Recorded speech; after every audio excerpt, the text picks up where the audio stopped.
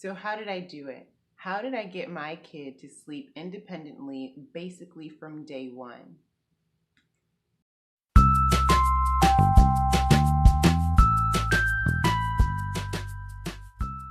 Hey y'all, welcome to my channel. My name is Asha. I'm a stay-at-home mom who believes that life should be simple and fulfilling, and I try to share that with you here on my channel.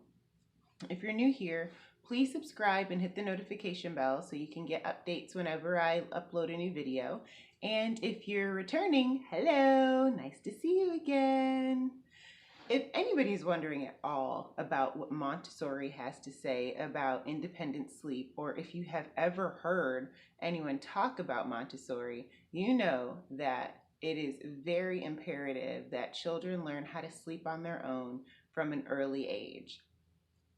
I have my own way of doing things, and that's kind of why I call myself Montessori inspired.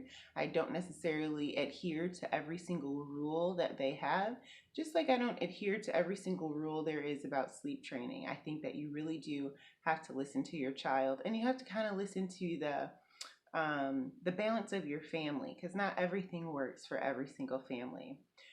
Disclaimer is that I am not a sleep professional. I am not a trained child psychologist. I am not a certified sleep trainer.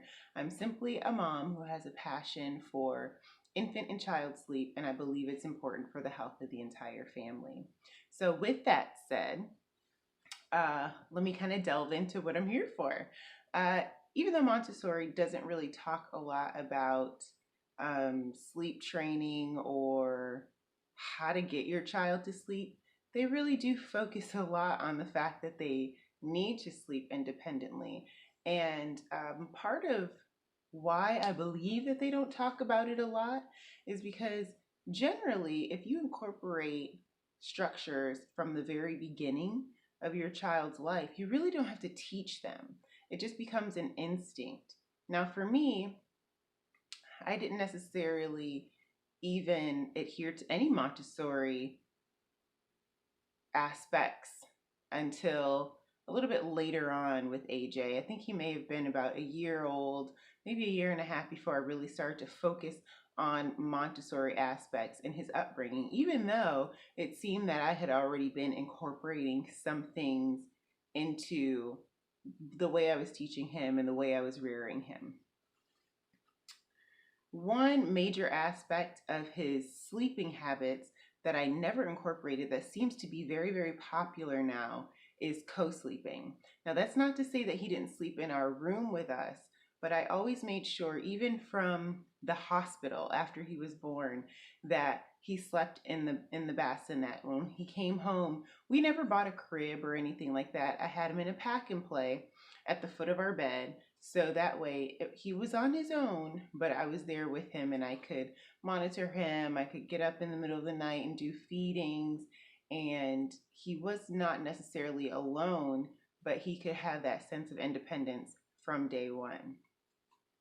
It wasn't until we moved from Florida to the DC area that we even had a second bedroom for him. So we always tried to make sure that he had kind of like an area of our bedroom that felt like a separate room. And I really started to kind of distance myself from him once I put him down quite early. I would say he was about 6 months old when I would do things like put him down for his nap with the sound machine. And I'm putting the sound machine on because I really just wanted to drown out the sound of me being there. I wanted him to be able to find comfort within himself and be able to coax himself back to sleep if he were to wake up, or even just not have any interrupted sleep by trying to find the soothing sound of mama's voice. So yeah, the first thing that I ever did was just not co-sleep with him. And because he was a nursing baby, I think a lot of moms know that it's very easy for your baby to fall asleep while they're nursing. So if you're nursing your child, you want to really try to steer clear of letting them fall asleep while nursing, because that really becomes a crutch for them and makes it difficult for them to sleep on their own later on. They kind of need that to soothe them to sleep. Also, and I got a lot of questions about this when we would be out in public, and from a tiny baby all the way up until now, my son is very capable of sleeping out in public. And I think that has a lot to do with the fact that even though I did a lot of baby wearing, I never let him sleep for, say, more than 2 or 3, maybe up to 5 minutes on me. So even if I was like walking around shopping with him, if he fell asleep, I would put him in this, when he was smaller, really small, I'd put him in the car seat in the stroller, or I'd put him just, down in his stroller. Or if it was really a situation where I didn't have the stroller, I couldn't run out to the car and get it, we would just go home, because I didn't want him to get used to sleeping on mama, because ain't nobody got time for that. One thing that I really wish that I would have been able to do was start him sleeping in a floor bed sooner. If you I think you can kind of really Google anywhere the information behind floor beds and Montessori sleep.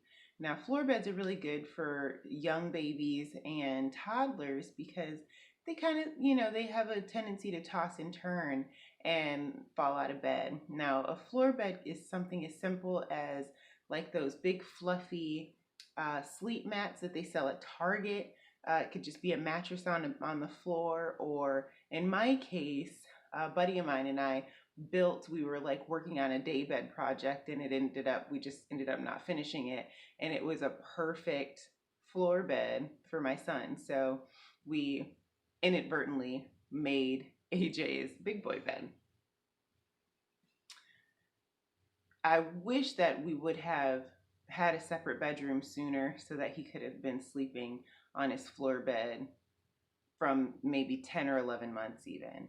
So that's one thing that a lot of people incorporate. However, since we've been here in the DC area, I have the ability to sleep him at night still in his pack and play, and then do naps on his floor bed. So he's getting used to sleeping on the floor bed, but I want to start incorporating that more 100%. By the time this baby gets here, I want him to be able to sleep in his floor bed on his own. Another tip that I have for getting your child to sleep independently on the floor bed is to make sure that the room is very minimalistic. You don't want them to have lots of toys and things around where they're going to want to get out of bed and go play with the toy, because you remember, even in a Montessori life, everything is down at a child's level. Everything is accessible, and if it's a child's room, I mean, they should be able to reach everything. So if it's a room that you want your child to be comfortable sleeping in and will stay asleep and not wake up and be distracted, try to minimize toys and just different things that would entertain your child as opposed to them sleeping. Now, like I said, Montessori does not really focus any at all on sleep training. So no matter what sleep training techniques you adhere to, my number one suggestion is to be consistent with that technique. Never falter. If you find that a technique that you're trying hasn't really worked for your child in, say, 3 to 5 days, I would say go back, reset, start where you began, and try a new method. Because it really shouldn't take a child more than 3 to 5 days to develop the habit of sleeping if you're consistent with a particular method. So those are the things that I did to make sure that my son slept independently from day one. If you have any tips that you use to make sure that your child sleep, please share them in the comments. And as I said before, please subscribe and hit that notification bell so you can be notified whenever I upload a new video. And also, I have a blog post about different sleep training techniques, and I will link that below so that you can check that out. And there's a lot of different tips for trying to get different types of children to sleep different types of ways. And until the next time I see you, be blessed.